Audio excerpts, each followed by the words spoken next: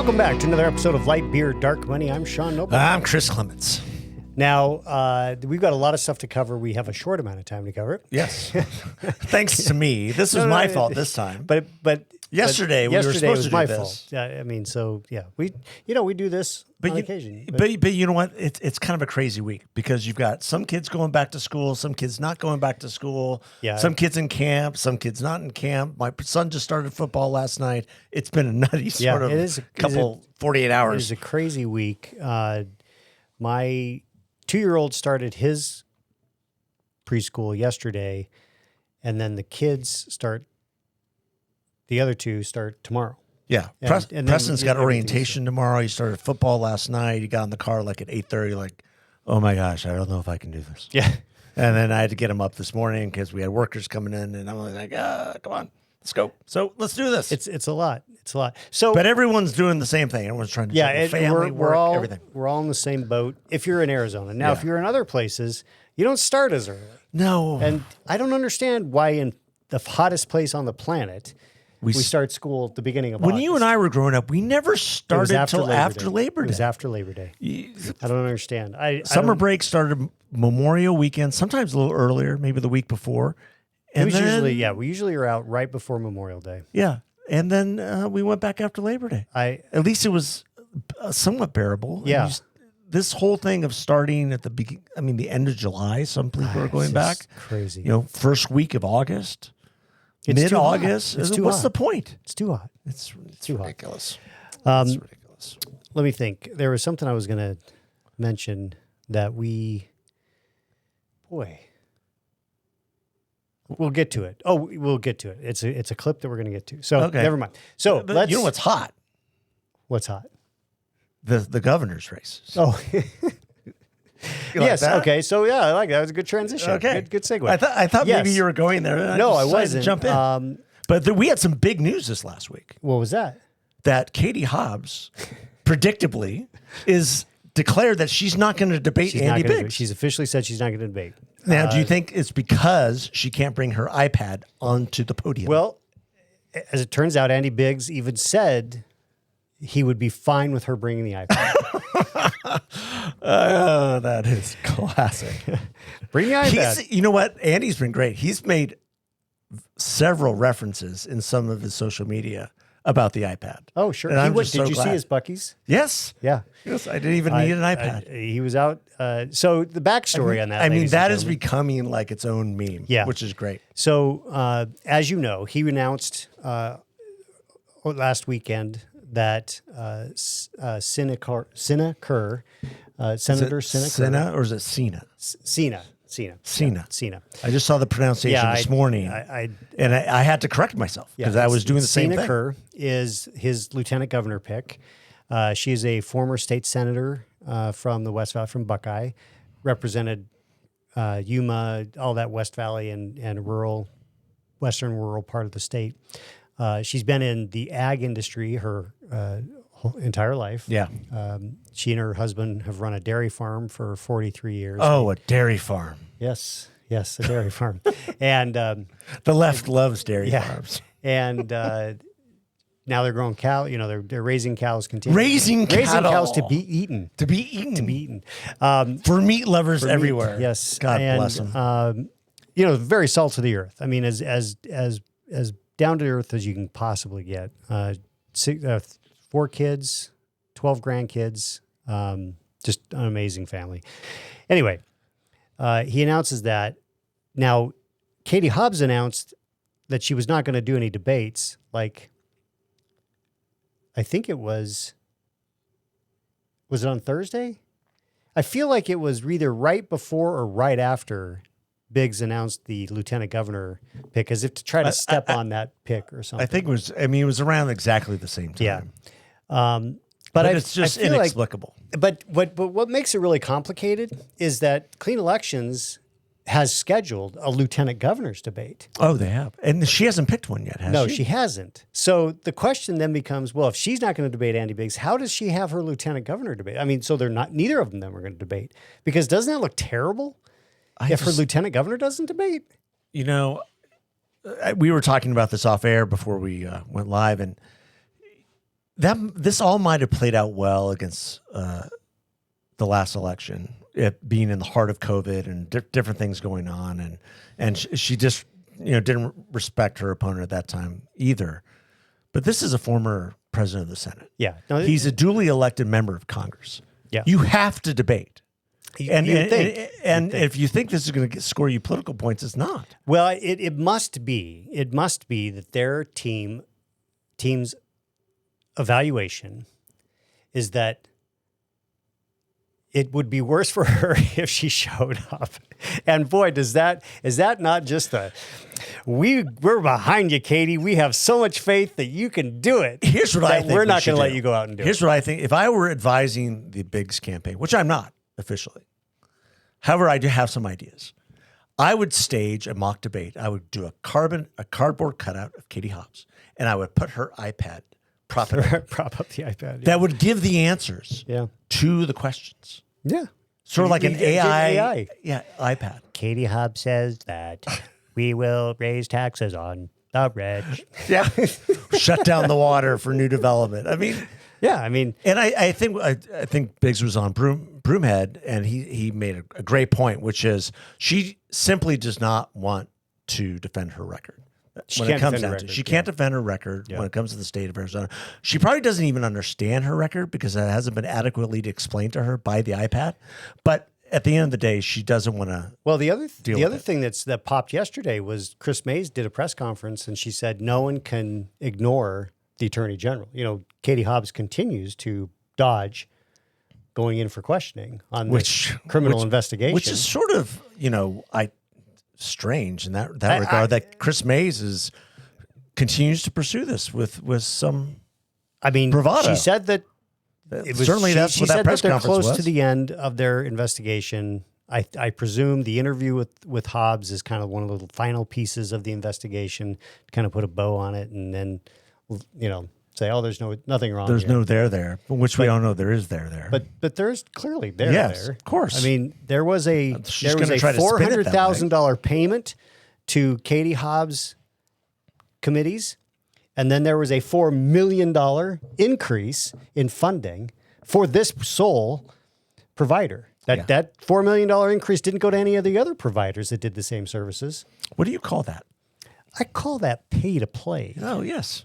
Call that a little bit of bribery. Yeah. Yeah? Yeah. Fraud. Yeah. Abuse. Illegal. Yeah. I call it illegal. You would think. Yeah. All right. You would think quid pro quo. So here's yet another example of maybe why Katie Hobbs doesn't want to debate, and that is because the Democratic Party is being captured by the communists. That is true. They're being captured by and the that's communists. one thing that all the Democratic candidates running for statewide office is going to have to answer to. Yeah.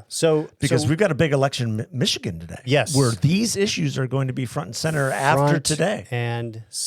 Front and center. So we're going to show you a clip from Fox News. This is the chairman of the Democratic Socialists of America. Is this the chairman or the vice chair? No, this is the chairman. Oh, okay. Yeah. And so let's just hear what she has to say about where the Democratic Socialists of America, the new Communist Party of America, is. It's a complete total misnomer. Keep in mind, there are now elected officials who are a part of DSA, and we've got at least two members of the House going into Congress next year as DSA members. Yes. And the Senate candidate in Michigan, if he wins the primary, if he gets elected, he would be a DSA member in the Senate. Yeah, absolutely. So let's hear what they have to say. Abdul al-Sayed. Oh, hang on. Just went all in. Take a look. So we're going to put up on the screen a few of the things that are part of your platform. And I want to ask you, just give me sort of a true or false on these. Abolish the Senate. True. Okay. Replace the presidency and Supreme Court as we now know them. Yep. Abolish ICE. Absolutely. Abolish borders and give amnesty to anyone currently in the U.S. illegally. As a long-term plan, yep. Defund the Pentagon. Absolutely. Abolish prisons, at least in large part. Yeah, again, that as part of a long-term program, yeah. Okay, so no prisons. Government or public ownership of most large corporations. Yeah, absolutely. So, I mean, this is fantastic. The ads write themselves. It is. So basically, she's calling for the deconstruction of the Constitution. Well, absolutely. That's and what of our they very are. form of government. Yeah, I mean, this is a communist movement. There's nothing socialist about it. The only socialist part about it is that they're using our electoral system to achieve their goals. yeah, and I mean, communism, they'd be using revolution right and guns. But abolish the Senate. Abolish the Senate. Okay, that's a And the wipe out presidency. Constitution, and the presidency and the Supreme Court as we know it. So that's the whole Constitution. That's all three branches. Yep. Gone. Gone. Boom. Defund the Pentagon. Get rid of the Pentagon. Well, that's the very first. The first role of government is to protect our citizens. Protect their rights, and then government ownership of large corporations. I mean, that's communism. Absolutely. It's just The means of production. Ladies and gentlemen, Private property. this is where the Democratic Party is headed. And the thing is that they have no way of stopping this within their ranks. There's absolutely no way of stopping this. It doesn't seem so. And I mean, as I said, if this Abdul, is where Abdul al-Sayed is going to win tonight against You think so? Katie. Yes, he's going to win tonight. And maybe walking away, maybe it'll be a closer race. But then this nationalizes the DSA. Wow, It sure doesn't it become does. it does not become just a New York problem or a little small district in Colorado problem. This becomes a heartland Michigan national issue. this And is Mike Michigan. Rogers This better is- be on his game. This is Michigan. This because is the al-Sayed is very well spoken, very well educated. He is as smarmy as Mamdani, as smooth as silk, and he uses language in a very colorful way to make him seem unthreatening. Hey, you know what? And yet, this is exactly what he stands for. Yeah. Keep going on that. I realize. Should I keep riffing on that? Keep riffing on that. Well, I mean, it's interesting that the DSA has been using these well-educated Islamists, basically, to capture the Democratic Party in the way that they are. So if you're watching the video, you notice that the lighting just got better. Alex, I knew I was going to hear from Alex. He's like, "Hey, you guys didn't turn on the backlights." It shows my thinning hair, though. And No, yours, it doesn't. It doesn't. We just have to be better lit. I mean, if you're just listening to this, ignore all that. Oh, well. But this is the future of the Democratic Party, ladies and gentlemen. The communist takeover of the Democratic Party. And we've been watching it in real time for some time, ever since Bernie Sanders was given an open door back in 2016. Yeah, that's right. To the platform and everything else. Rather than kicking him out expeditiously, they allowed him a foot in. And then they allowed him to write policy and his people to be in the Biden White House when Biden was elected in 2020. That's right. Okay, so If they had just been shown the door by the establishment, probably none of this would have happened. They would have been marginalized and squashed. yes, Which But the now- Democrats know how to do. Yes, they do. Yes, they. But much better than the Republicans do. Yeah, the party knows how to squash. Yeah. And so it'll be interesting to see what happens going forward. Well, and that does lead to, did they actually, deep in their hearts, because as we all know, the actual leader of the Democratic Party right now is Barack Obama. Absolutely. Is this his long-term plan? Yeah, I would say I'm that it guessing is. it is. Yeah, I'm we've said this guessing it before is. on the show that this is just a larger part of his plan. Yeah. He masked himself in moderation, but at his heart, he's a DSA leftist. He's a DSA leftist. Yeah. Okay, we're going to shift because we got a couple things to cover because we have. You're running out of time. Yeah, we Already. want to talk a little bit about, we're continuing this Fauci issue. We had RFK Jr. was on CNN. Oh, and I with Dana thought that Bash. was This is so good. really, really important to watch. So stand by. The mistakes we made in the last time was suppressing those rights so people weren't being heard. The doctors who were saying you're doing it wrong were being marginalized and vilified. Yeah, And because again, I really want to move on, but yeah, of you were course saying wanna you were move on because yes, you I were do. part of the problem. No, I wasn't part of the problem. There was absolute press malpractice. You weren't allowing your Mr. job. Secretary, Your job your job is a fierce skepticism Okay. toward authority.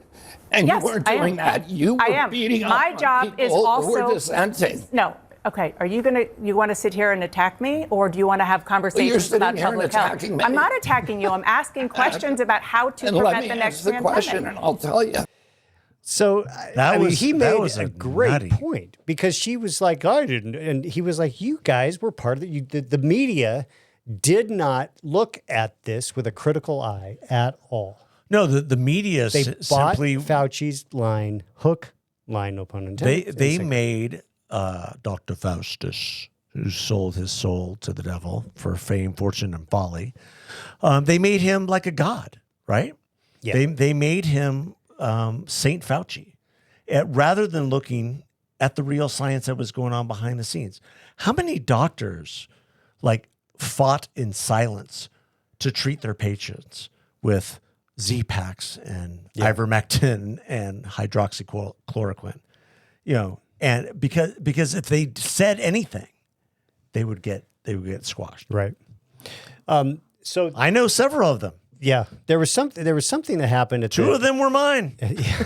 there was something at the Fauci hearing that was almost unheard of. And that was a senator who was like, hey, you know what? I don't think I got this right. Yeah, we talked about this on the show last week, but I wanted to make sure that Yeah, this is listeners worth heard playing this. the entire 2 minutes. So just stand by, folks. This is John Fetterman from Pennsylvania. Dr. Fauci, I'm not here to perhaps attack you or defend or anything. It's really just more, honestly, I just want to acknowledge I have had members of my family die from COVID, and now I also grieve for people that I've met that have lost their business through the pandemic, and they'll never been the same. Now, as during the pandemic, I was the lieutenant governor, so we were in the middle of all of that maelstrom, trying to find the right balance between protect life and protect the economics and for all of it. And I'm not sure if we got it all right or wrong, but without a doubt, I can continue to question myself. But one that it's not about much more your regrets, but I have one, and that is early on that there was the theory that the virus could have emerged from the lab. And early on, that became like a right-wing kinds of theory. And I thought it seemed to make sense. Now, there was a really advanced lab that was close by, and then you have this unknown virus out. So, but that became a very partisan thing. And now it seems now it's more and more emerging theory that would have come from the lab. Now, I think that the next time our nation's facing something like this, we are not become, as I might have been, blinded by the partisan idea that maybe the truth might come from a side that's different than you are. But I think we should really be willing to pursue truth, no matter where that may have emerged, after for all of that. So, and I now cede the remain back to the chair. Thank you. So, I mean, that's a almost, like I said, it's the kind of thing that you never see, is someone say, I think I was wrong. I regret the way that I did this. And then, make the point that we need to actually be seeking truth. It's really a humbling thing to watch, in all seriousness. We joke around on the show a lot, I don't think we were big fans of Fetterman when he was first elected with the hoodie and everything. But he's had, obviously some health issues, and you can see some of that even in that speech. But the Daily Signal had an article on this yesterday, and from the Heritage Foundation, and just talked about we don't see this type of contrition from politicians anymore, saying, "Hey, I don't know if I got this right. I don't know if I got it wrong. I was working off the information I had." And then, and what he's saying there is, it was the information you were providing, sir, and people died. Yeah, and I feel horrible about, every time I meet people who lost their businesses or people who've lost loved ones. I've lost loved ones, and we tried to get it right, and I'm sorry that we didn't. And watching Fauci sit there, his face actually drops, and the guardedness, the shakiness actually drops in that case, because look at Fetterman, he's got He's got a tie on. He's got a suit Yeah, on. he's got a suit on. And he respected the gravity and the importance of this hearing and this situation. And Dr. Fauci will be held in contempt by this committee this week. Yeah, no question. And then the AG will be confirmed at the end of this week. Yeah, and then it's off to the races, ladies and gentlemen. Yeah. Blanche cleared committee, so he's headed to the floor, so he'll get confirmed. We had some questions about that when we recorded on Thursday, but now that's been set to rest. Now, John Cornyn set that in motion with a good compromise. Good for him. As we wrap, you sent me a Matt Foley thing. I did? Yeah. What was the point? Is that in relation to Chris Farley thing, Yeah. you mean? Did Haley Stevens? Yeah. Okay. Yeah. All right. You've got to watch the Haley Stevens thing. All right. And then you've got to watch that because it's the same skit. Okay. All right. So now this is Haley Stevens, Democratic and I'm gonna admit something after we watch this, but let's watch this first. Candidate for Senate in Michigan. This is the quote unquote establishment candidate against the DSA candidate for the Senate in Michigan. I am going to be working on our behalf. I am going to be telling the stories on our behalf. And you better believe I'm going to be doing it with a little bit of joy, a little bit of enthusiasm, a little bit of energy, and a little bit of stick it to them. Because that's the Michigan way. All right? I love her. That's my admission is that she is such a breath of fresh air. It is hilarious. I love it. But then you juxtapose that with this. Yeah. Then we got to go here. At a truck stop. Hey man, look at me go! I'm throwing eggs. I'm the egg man. Goo, goo, gachoo.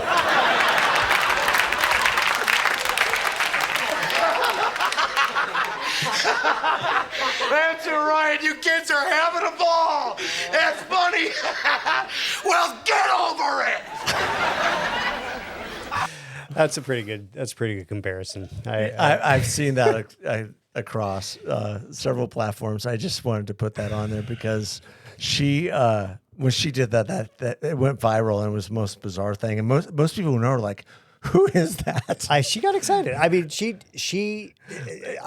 Chris Farley comparison was almost immediate. Yeah, I didn't even know that she was a member of the House. I'd never heard of her before. I saw not this clip, but a clip before where she was at the House and she was confronted by some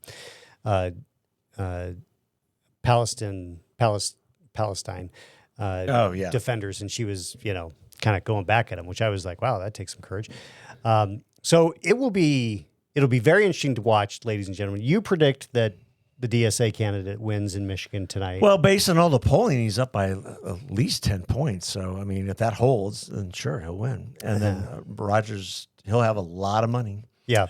Lots of money. But you never know what happens. This becomes this will be the national race. It will be the flashpoint. Because it really could as much as people want to think that Tallarico is going to do something magical in Texas, he's not. Yeah, well, there's more coming on Tallarico. But even if he did, no, but he's not. But even if he did, but he's not. This Michigan race could be the race that hinges on keeping Republicans in the majority in the Senate. It could be. Because if Tallarico wins Texas and Ossoff defends Georgia and the Republican loses North Carolina, and then I guess Maine. And we'd have to lose Maine. I don't think we're going to lose Maine. But they replaced the oyster farmer with somebody just as lovely. I mean, you just can't make it up.